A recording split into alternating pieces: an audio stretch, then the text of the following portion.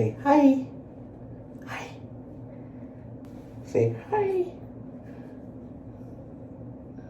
Hi. Did we do back? Did we do back today?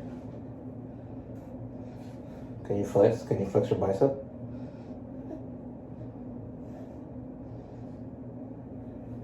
Go like that. Nice. Nice. Good job.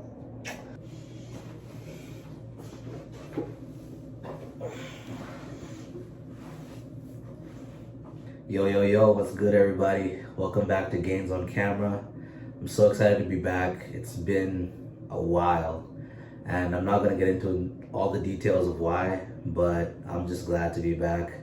And I'm glad to be making videos just to help people out in their fitness journey, whether you want to build muscle, burn fat, increase your mobility. My goal now is just basically to diversify my content and just to make videos about a lot of different things in the fitness industry, whether it's nutrition wise, whether it's actual exercise modality wise.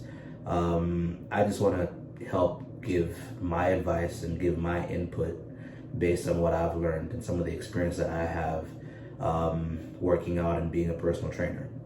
So today my video is essentially about back. And the focus of this video is the best cues that I've gotten that have helped grow my back over the past X number of years. So recently my workouts have been great. I haven't really been obsessing too much on gaining too much mass. I feel very comfortable at my weight. Right now I'm about 187 pounds. So I'm not really trying to bulk up too much. The idea behind that is just to not lose so much athleticism as I get bigger. I've gotten so much bigger than when I started.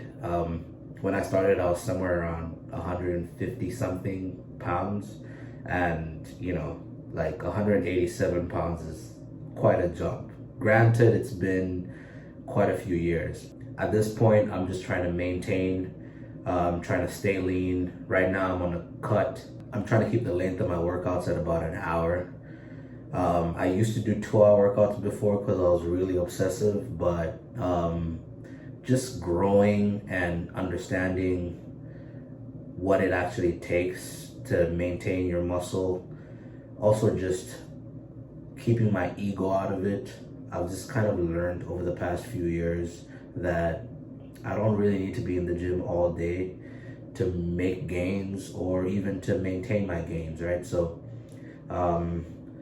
I really just get into the gym and I try to be as efficient as possible and just do what I need to do for that day and not obsess too much about what it is that I haven't done. So if you're somebody that's in the gym for 3 hours, depending on your goals, it's not necessary, and you can make time to do other things in life, especially if life gets in the way. Like for me, a lot of different responsibilities that I have that make it difficult to justify being in the gym for 3 hours and working out for 3 hours. So it's good. I actually really like it. I like that I've gotten accustomed to shorter workouts, because a while back it was very difficult for me to wrap my mind around not working out for over 2 hours. It was so hard to leave the gym, and now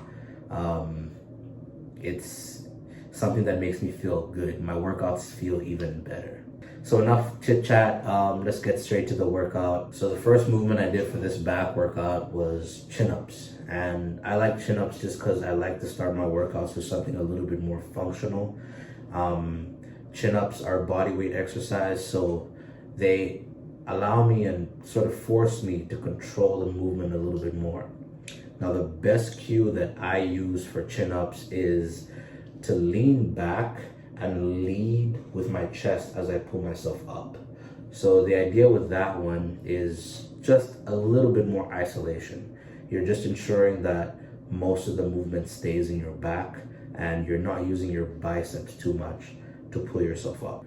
And the second movement I did was a reverse grip pull down. I'm using a cable machine and just sitting on the ground just because the lat pull down machine was being used. So I did a little bit of improvisation on that one. Now in this movement, I'm utilizing that first cue that I talked about, which is leaning back in order to isolate my lats a little bit more. Now there's a very huge difference between leaning back and just staying perpendicular the whole time, right?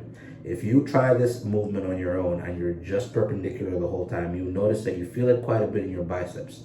And honestly, that's how I used to do it before. I used to just stay straight and just pull the bars straight down. But as soon as I modified my form on this one, I felt it way more in my lats. Now, the reason why leaning back as you pull down is less biceps and more lats is because essentially when you're leaning back as you pull the bar down, there's less flexion in your elbows, right?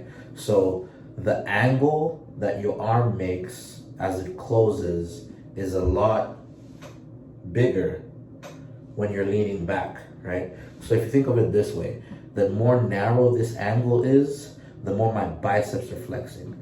The wider this angle is, the less my biceps are flexing. The second most important cue that I use for my back workouts is to lean forward at the start of every rep when I'm doing pull downs. As I let the bar go up, I lean forward. Reason for that is when you lean forward, you actually get a bigger stretch in your lats, right? So in your upper back, you stretch more when you lean forward. The idea behind that one is just more range of motion. I always like maxing out on range of motion because in my opinion, it's just better for gains overall and it's a little bit more functional. Now the last exercise that I do is the bent over barbell row. The biggest cue that I'm using in this is essentially just to pull the bar towards my waist as I bring it up. Sometimes when you're doing the row, you might be targeting different muscle groups, right? So some people do the row to target rear delts and traps. In that case, you're pulling towards the chest.